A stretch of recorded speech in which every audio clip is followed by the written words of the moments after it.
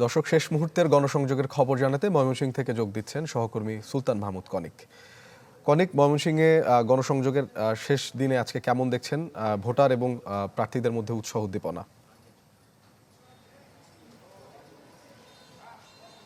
শুভন, এই কয়েকদিন প্রচারণার সুযোগ পেয়েছেন প্রার্থীরা, তারা কিন্তু তাদের মতো করে প্রচারণা চালিয়েছেন। আপনাকে একটি বিষয় জানিয়ে রাখি যে ময়মনসিংহের প্রথম ধাপে 3টি উপজেলায় নির্বাচন অনুষ্ঠিত হচ্ছে।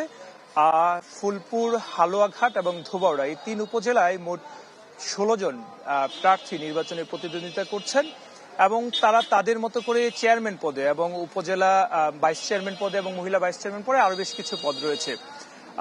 সেখানে কিন্তু দলীয় প্রতীক যেহেতু নেই, আওয়ামী লীগের দলীয় প্রতীক নেই, বিএনপির দলীয় প্রতীক নেই, স্বভাবত বিএনপি নির্বাচনেই অংশগ্রহণ করছে না, সেই জায়গায় দলের নির্দেশ অমান্য করেও বিএনপির বেশ কিছু প্রার্থী কিন্তু যারা বিএনপি করছেন তারা কিন্তু এই নির্বাচনে অংশগ্রহণ করছেন এবং তারা এই ভোটে লড়ছেন আগামী 8 মে। অর্থাৎ এই কারণে কিন্তু তাদেরকে দল থেকে বহিষ্কারও করা হয়েছে। এই সংখ্যাটা ভাইস চেয়ারম্যান এবং চেয়ারম্যান মিলিয়ে 9 জন।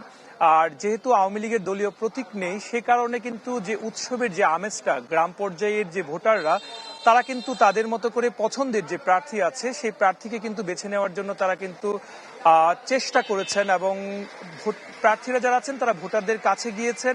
এই পর্যন্ত তারা ভোট প্রার্থনা করেছেন। এখন এই 8 মে সকালবেলা আসলে এই নির্ধারণ হবে যে আসলে নতুন করে কে উপজেলা চেয়ারম্যানের পদে আসীন হচ্ছেন, কাকে ভোটাররা জয়যুক্ত করছেন। সেজন্য আসলে 8 মে পর্যন্ত অপেক্ষায় থাকতে হবে এই 3 উপজেলার ক্ষেত্রে। শোভন।